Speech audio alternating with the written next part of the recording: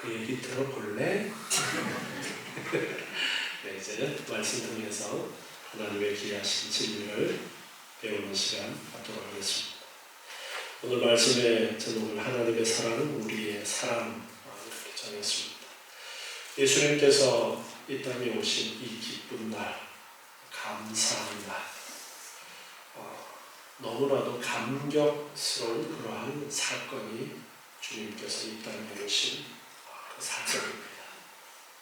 할렐루야! 아멘. 할렐루야라는 의미는 하나님을 찬양합시다. 하나님을 찬양합니다.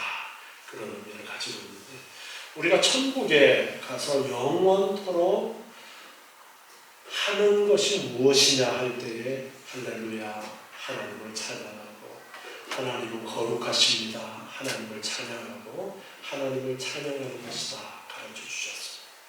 오늘 우리가 예수님께서 이 땅에 오신 이 엄청난 은혜의 사건을 생각하면서 우리가 할 수 있는 것은 오직 하나님을 찬양하는 것밖에 없습니다. 할렐루야, 하나님을 찬양합니다. 하나님 감사합니다.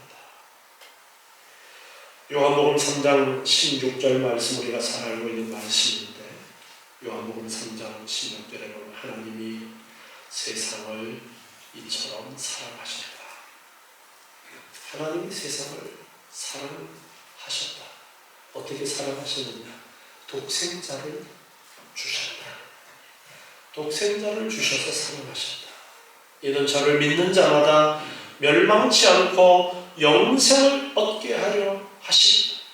영생을 얻을 그 길을 우리에게 허락하셨는데, 바로 독생자 예수 그리스도를 이 땅에 보내주신 것이다.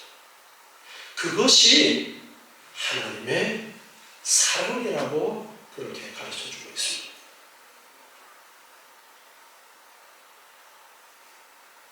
예수님은 하나님이십니다. 천지 창조에 함께 하셨던 하나님이십니다. 하나님의 아들로서 하나님이십니다. 그런데 그분이 사람이 되셨어요.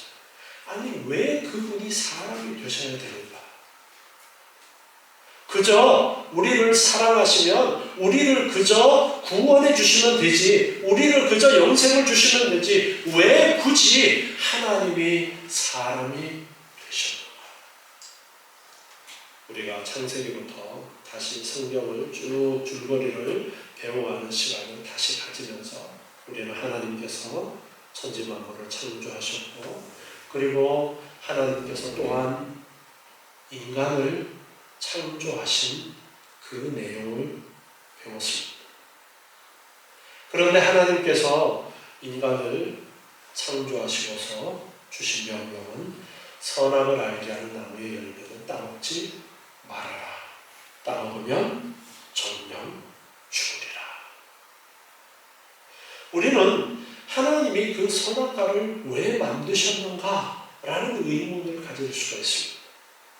그런데 인간은 하나님의 그 명령을 어기고 선악과를 따먹어버립니다. 하나님께서는 인간이 설마 선악과를 따먹겠어? 그렇게 생각하시고 선악과를 만드셨느냐? 아니었습니다. 하나님의 뜻하신 바, 계획하신 바는 인간이 선악과를 따먹는, 하나님을 거역하고 하나님을 불순종할 그러한 일들까지도 다 알고 계신 분이십니다. 그럼에도 불구하고 왜 선악과를 하나님께서는 만드시고 먹지 말라 명하셨는가? 거기에 대한 해답을 우리는 창세기에서 발견하기는 어렵다라고 했어요. 그런데 성경 전체를 통해서 볼 때에 우리는 그 비밀을 깨달을 수가 있는데, 성경 해석의 열쇠인 예수 그리스도라는 열쇠로 선악과를 들여다보면 해답이 보인다라고 했습니다.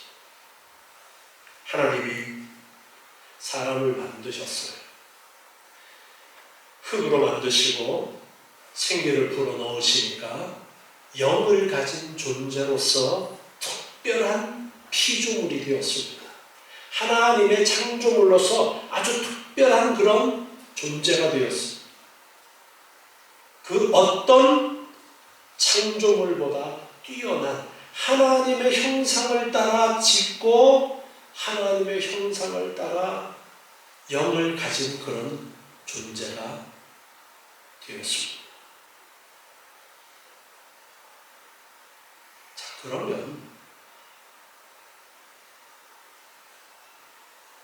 선악과 이후에 벌어질 일들이 선악과 없이 영원토록 살아가는 그 인간과 비교를 했을 때 어떤 차이점이 있는가를 우리가 생각을 해보려면 과연 하나님께서 선악과를 만드시고 그리고 예수 그리스도를 통해서 주시는 그 구원의 역사가 얼마나 귀한 것인가를 우리가 깨달을 수가 있습니다.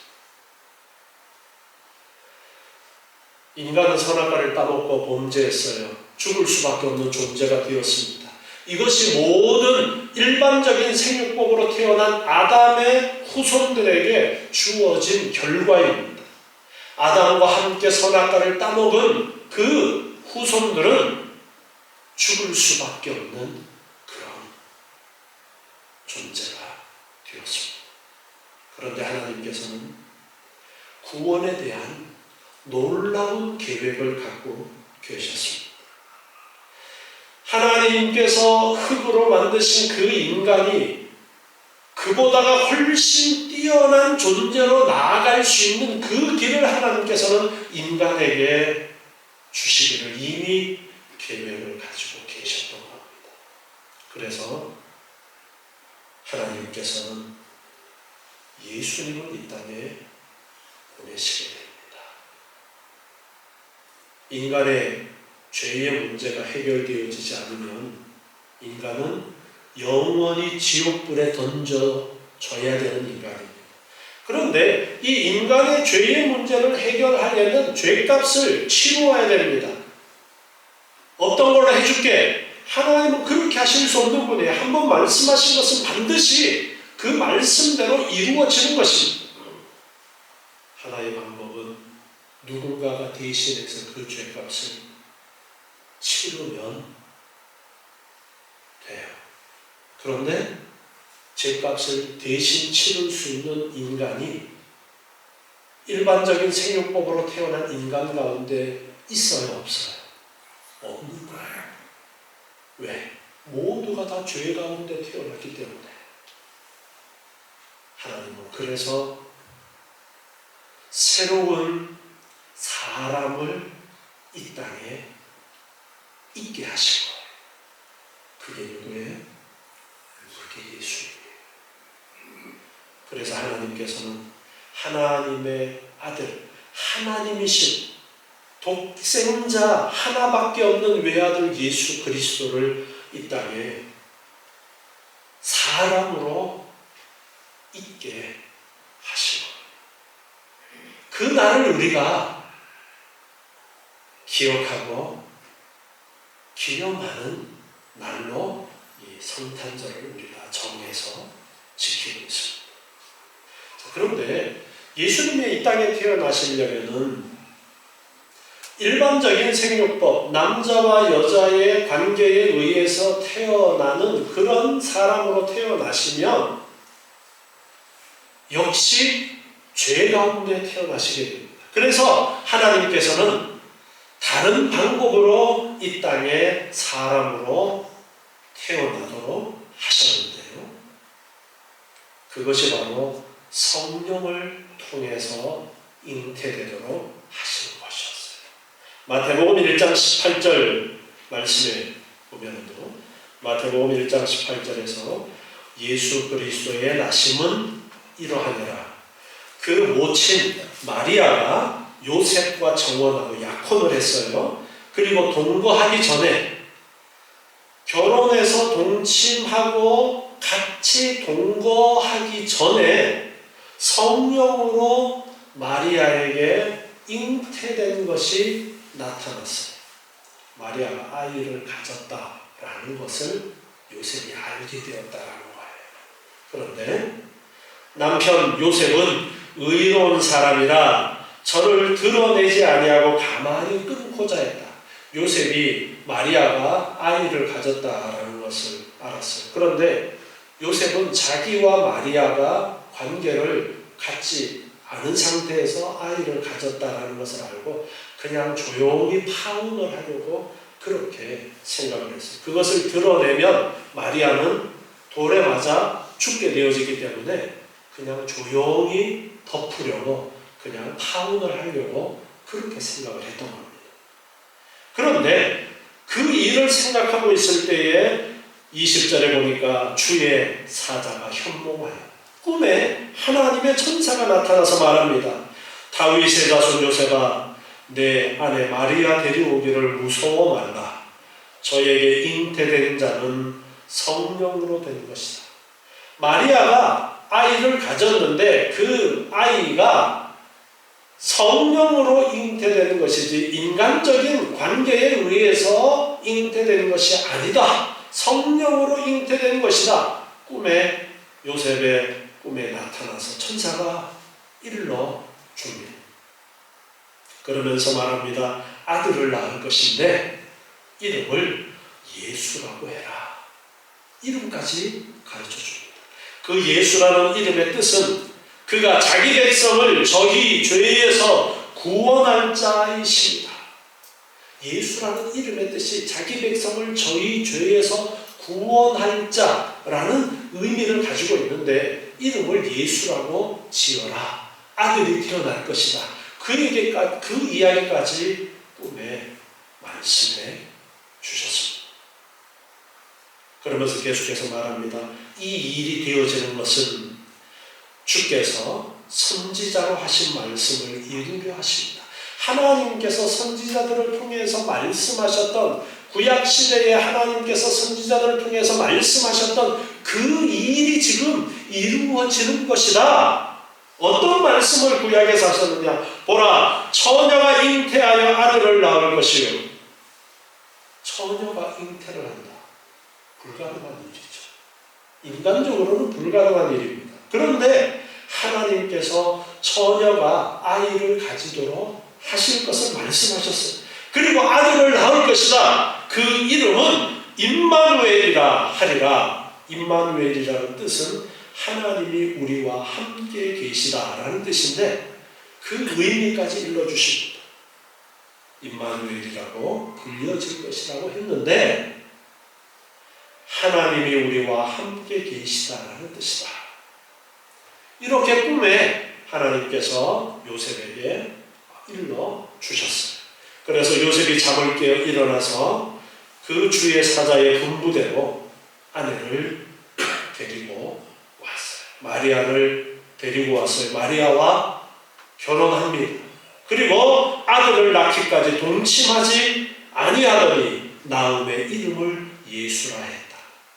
자, 예수님이 이 땅에 어떻게 사람으로 오시게 되어지는지 자세하게 가르쳐 주시는데 성경은 꼭 필요한 부분만을 기록해서 우리에게 알려주신다고 했죠.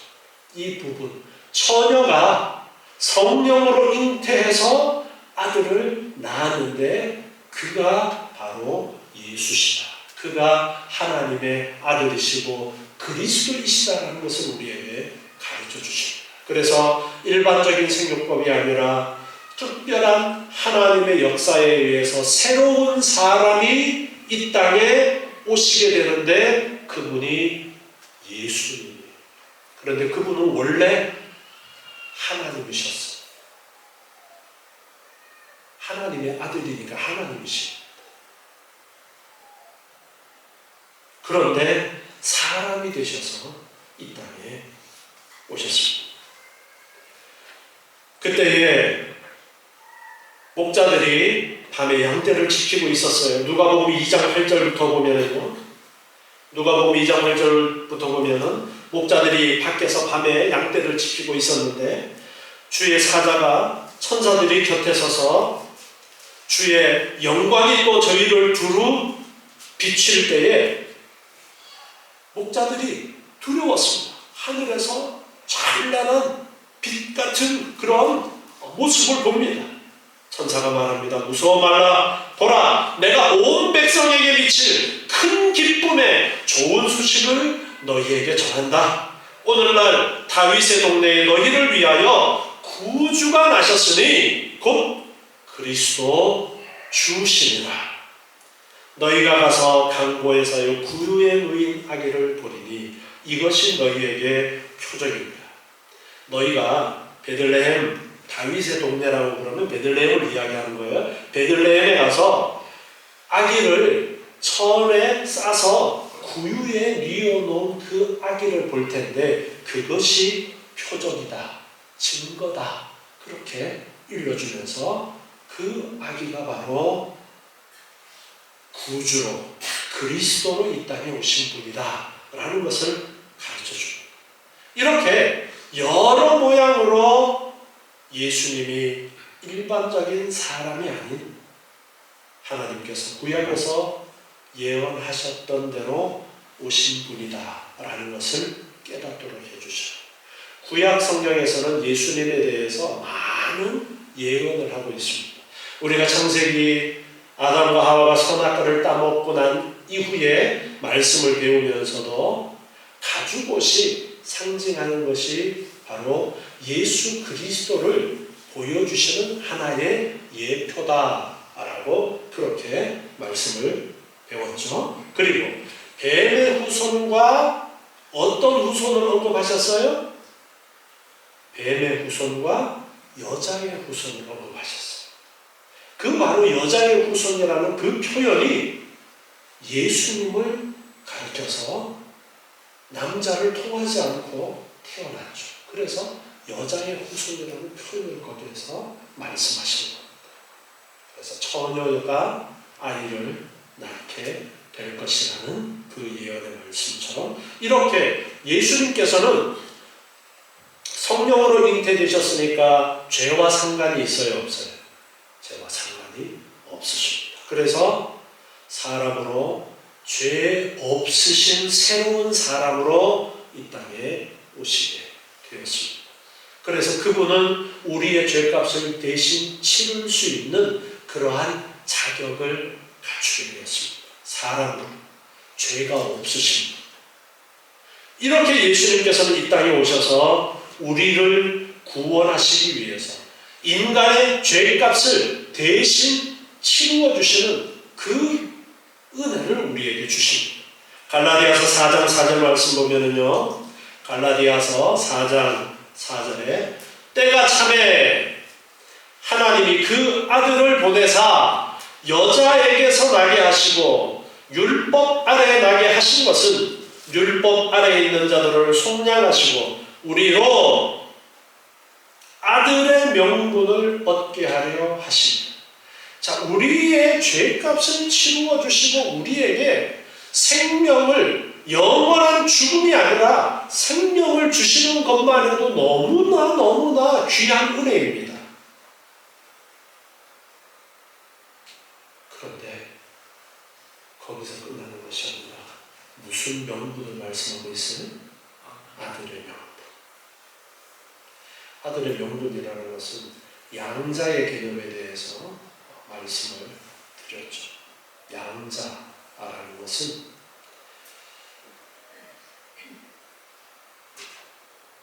재산 상속을 하는 것이고 그 가정에 그저 한쪽 귀퉁이를 차지하는 것이 아니라 진짜 아들과 똑같은 대접을 받는 것, 그것이 양자의 개념이에요.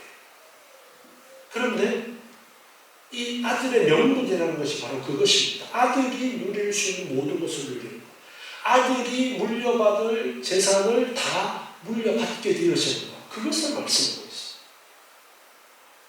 그래서 우리는 하나님이 괜히 선악과를 만드신 것이 아니라 하나님의 엄청난 계획 속에는 하나님의 피조물인 이 인간이 그저 그렇게 영원토록 사는 것이 아니라 예수 그리스도를 통해서 하나님의 아들의 신분으로 살아가는 그 엄청난 은혜를 우리에게 주시고자 하시는 하나님의 계획하심이 있었다라는 것을 우리가 깨달을 수가 있습니다.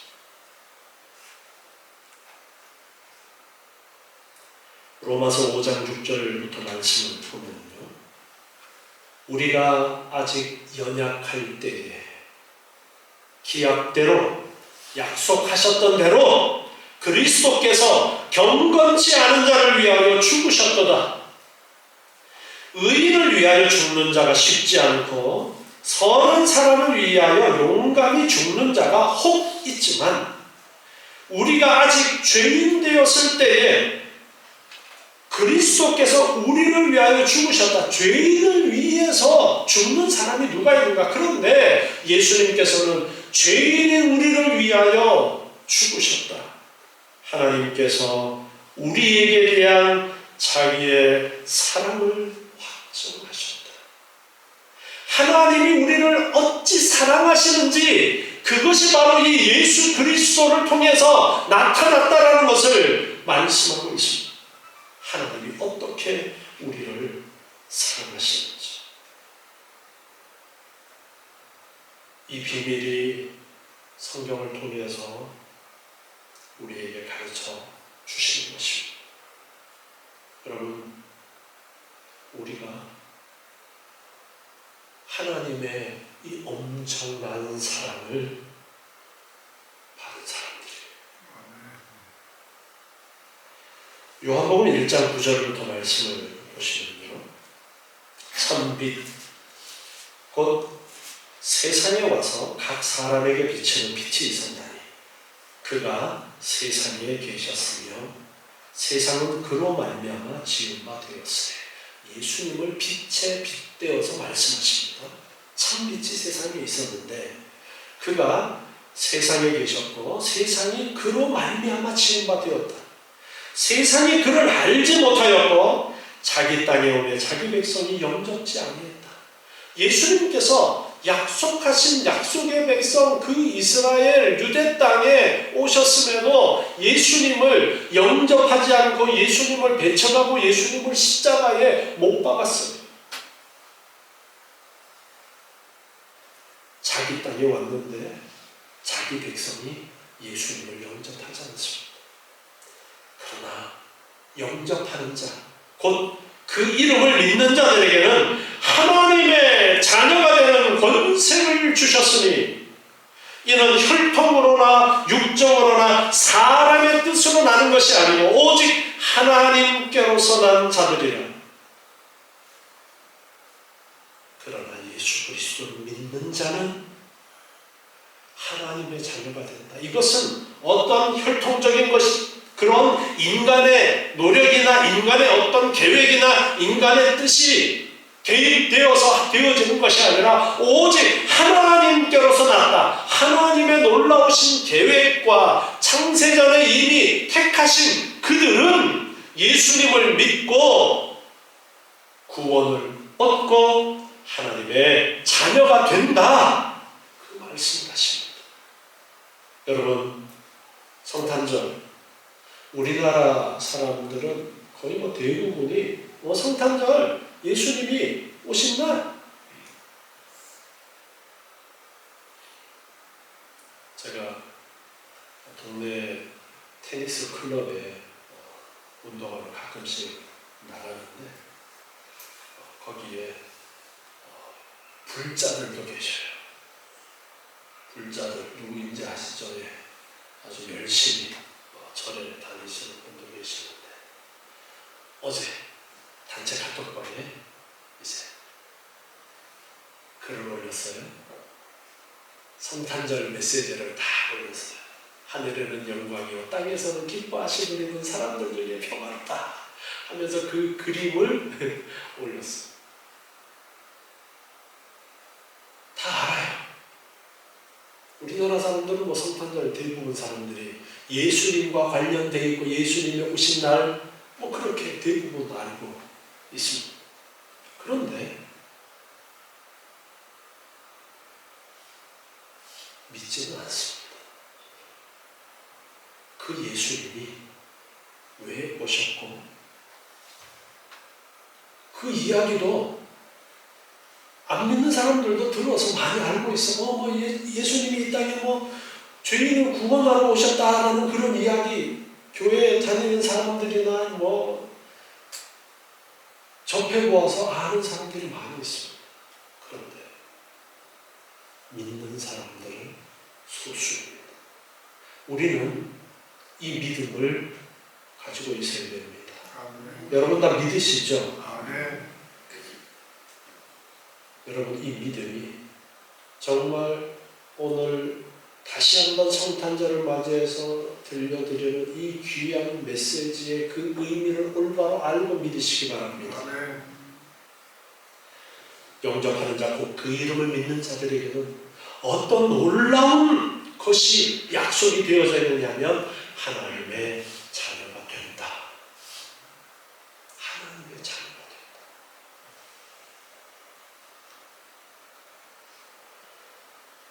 성탄절을 우리가 꼭 지켜야 되느냐, 지켜야 되지 않느냐, 여러 논쟁들이 많이 있지만 중요한 것은 성탄절의 그 의미입니다.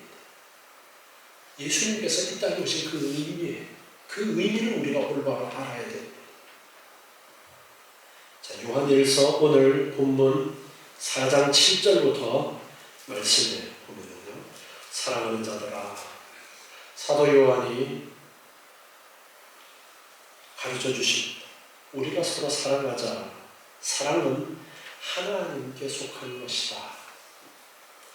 사랑하는 자마다 하나님께로 나서 하나님을 알고 사랑하지 아니하는 자는 하나님을 알지 못하느니 이는 하나님은 사랑이십니다.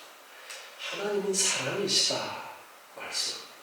앞에서 거듭거듭 하나님의 사랑에 대해서 살펴보았는데 하나님이 우리를 어떻게 사랑하시는가 살펴보았는데 하나님은 사랑이다. 그렇게까지 정의를 하면서 하나님의 사랑을 가르쳐 주십니다. 하나님의 사랑이 우리에게 이렇게 나타났는데 하나님이 자기의 독생자를 세상에 보내심은 저로 말미암아 우리를 살리려 하시느니라. 우리를 살리려고 우리에게 생명을 주시려고 독생자 예수님을 이 땅에 보내주신 것이다. 그것이 하나님의 사랑이다. 사랑은 여기 있으니 우리가 하나님을 사랑하는 것이 아니요 오직 하나님이 우리를 사랑하사 우리 죄를 위하여 화목제로 그 아들을 보내셨습니다. 하나님과의 관계가 단절된 그 관계를 회복하도록 하기 위해서 예수님께서 이 땅에 오셨다라는 것입니다. 예수님께서 그 일을 위해서 십자가에서 죽으셔서 그 일을 이루셨습니다. 사랑하는 자들아, 하나님이 이같이 우리를 사랑하셨습니다. 여러분, 하나님이 어떻게 사랑하셨는가 이제 너무나 잘 알겠죠? 엄청난 사랑. 여러분이 만들어 놓은 어떤 물건을 위해서 내 아들을 희생할 수 있겠어요? 상상도 못하는 일입니다. 그런데 하나님은 그렇게 피조물이 우리 인간을 특별하게 사랑하셨어요. 그 사랑을 내가 받은 겁니다. 그래서 가르쳐 주십니다. 하나님이 이같이 우리를 사랑하셨은즉 우리도 서로 사랑하는 것이 마땅하다. 우리도 사랑해야 된다. 여러분, 성탄절을 맞이해서 하나님의 사랑을 깨닫고 그리고 우리도 이웃을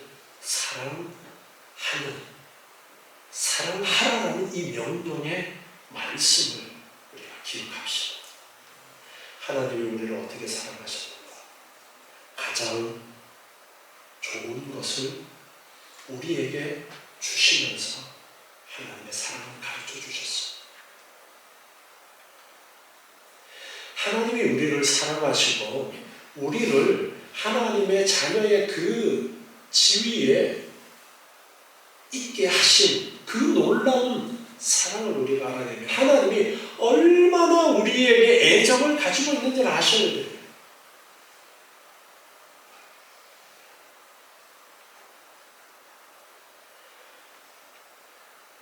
로마서 8장 28절 말씀 우리가 너무나도 잘 알고 있는 말씀이죠.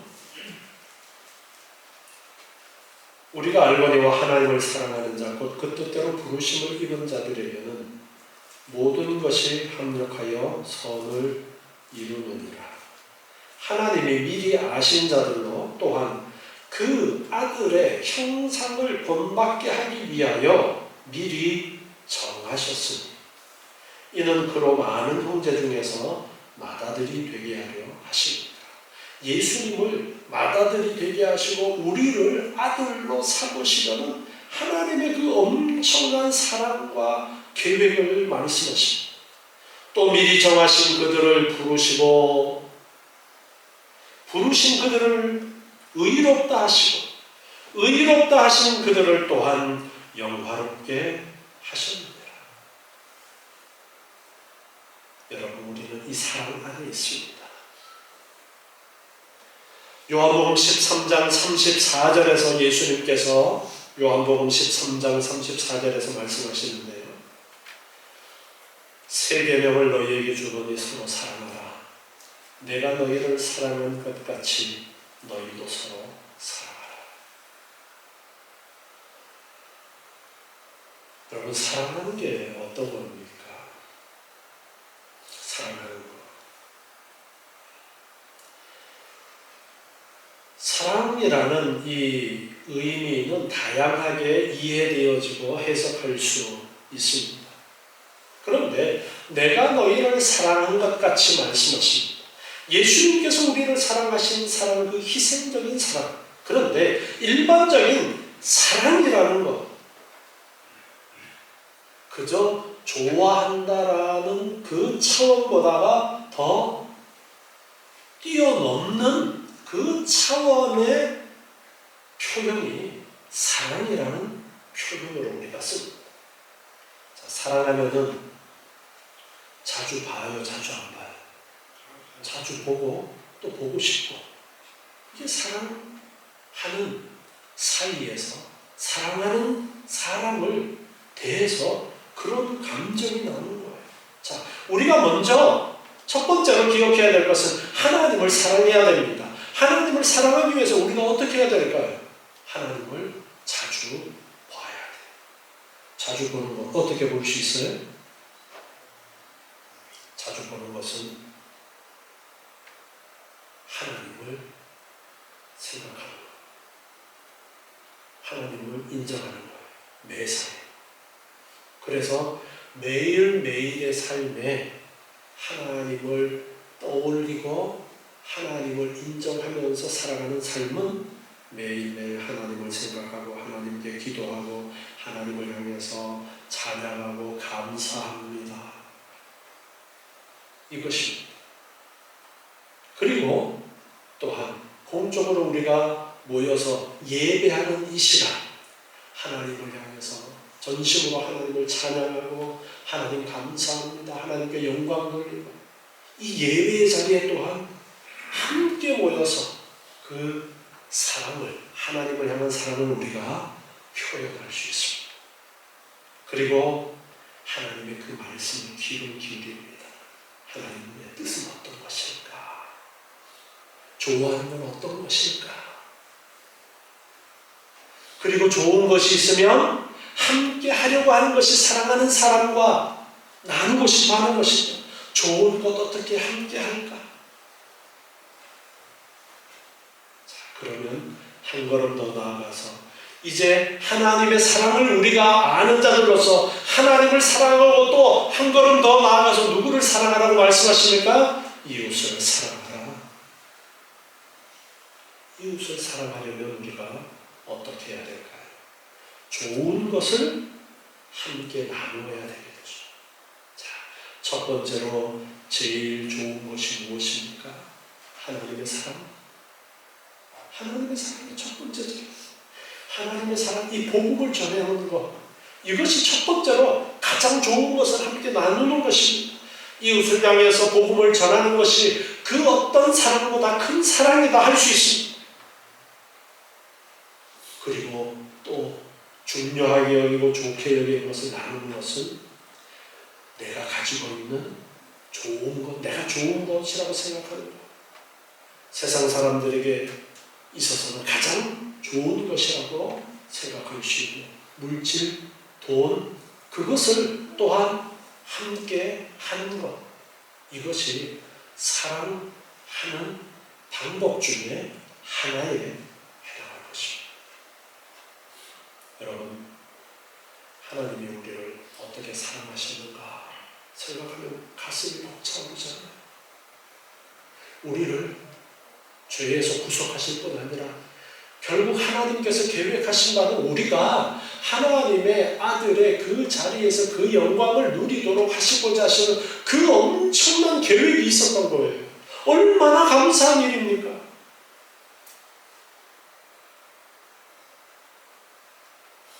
이 땅에 사는 동안에는 합력해서 선을 이루도록 하시는 하나님의 은혜가 우리와 함께합니다. 그리고 우리에게 말씀하십니다. 하나님을 사랑하는 것 아니라 이웃을 사랑해라. 오늘 성탄절을 맞이해서 우리를 위한 사랑의 가장 클라이막스, 가장 엄청난 사랑의 표현으로 예수 그리스도를 이 땅에 보내주신 그날 기념하면서, 기억하면서 또한 우리가 오늘 잊지 말아야 되는 것은 그 사랑을 알고 하나님을 사랑할 뿐더러 또한 이웃을 사랑하라고 말씀하시는 그 말씀, 우리가 어떻게 사랑해야 될 것인가, 하나님의 사랑을 받은 우리가 이제 어떻게 사랑할 것인가를 고민하면서 첫 번째 이웃이라는 이 표현은 가장 가까이서부터 멀리까지 그렇게 이웃이라는 그 의미는 확장되어질 수 있는 거예요. 이웃을 사랑하라 그러니까 내 가족들은 내팽개쳐놓고 이웃 사람들만 살피는 게 이웃 사랑하는 거예요? 아니에요. 가장 가까이에 있는 내 가족을 사랑하고 점점 그 범위를 점점 넓혀가는 거예요. 이웃 사랑.